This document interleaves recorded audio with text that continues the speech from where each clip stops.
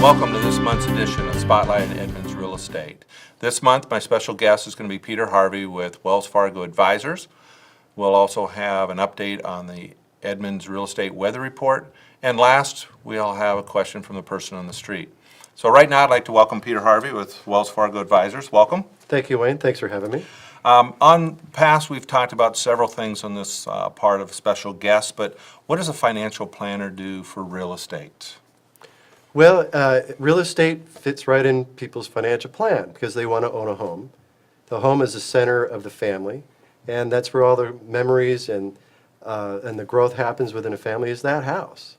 So having the house is very important in people's financial life. Right, so it's one of the stepping stones for financial. Absolutely. You always need a roof on your head, no matter where you are. Right. So I've had clients ask me, well, we just got an inheritance. What do I do? Well, it depends. It depends what stage of life they're in. If they're just starting out, they're very young, they can put it away for the future because they know college costs will be expensive. They want to put a down payment on a house. They want to put some money away for retirement. At that stage, if you're midway through 40s, 50s, it's an extra bonus that you're getting to your retirement plan. It can make your life a lot easier.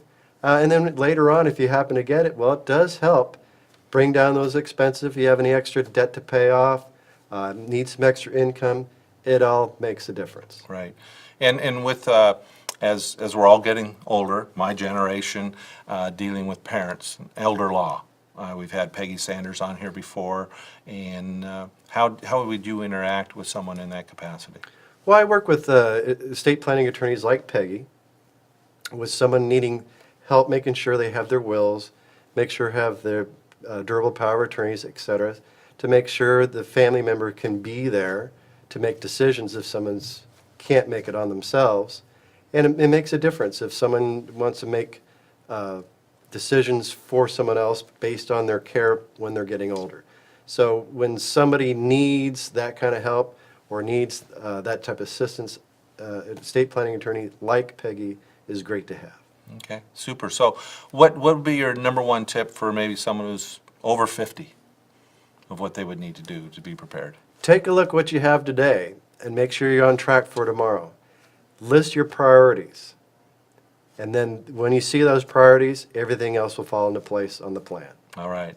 I'd like to thank Peter Harvey for being my special guest from Wells Fargo Advisors. That wraps up this portion, and now we're going to move on to our Edmonds Real Estate Weather Report. Welcome back to Spotlight on Edmonds Real Estate Weather Report. In Edmonds, zip code 020, in September, we had 37 sales with active current listings today is 57 with a temperature rating of 70 degrees. That gives us about a 35-day market time in the local area. Rates throughout for all areas are flat, great time for buyers. Edmonds, zip code 026, has 56 sold units, that's condos or homes, for the month of September also. Current listings are 114 with a temperature of about 50. So the actual listings have come up and sales are still happening, but it's slowed down a little bit. Snohomish County, South Snohomish County, that would include Linwood, Muckleteal, Mountain Lake Terrace, Briar, and Mill Creek. They had 253 sales for September, 378 current listings for a temperature of 66 degrees or a temperature of 66, but days on market about 45.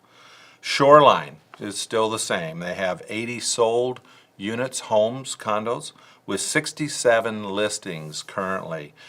0 days on the market. They're well at still again at 100 because of the lack of inventory. Year to date, South Snohomish County and Edmonds, units sold are up about 15%. With that, the median price is up 10%, up to about $360,000 for South Snohomish County in the Edmonds area. What seems to be happening is people stop buying homes when they're getting ready for school. School's back in, so it's slowed down for the month of September in closings.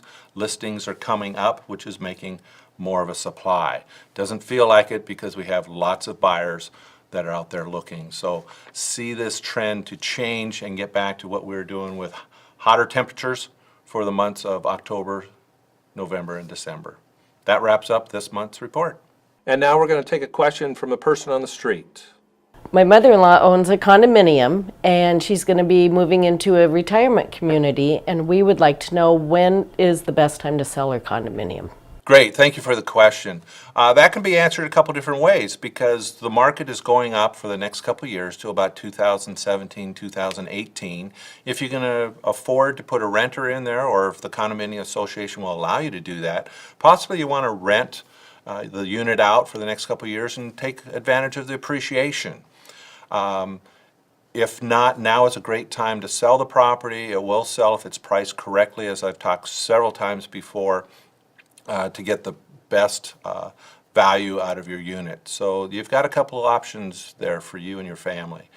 That wraps up our edition for this month. We look forward to seeing you next month on Spotlight on Edmonds Real Estate.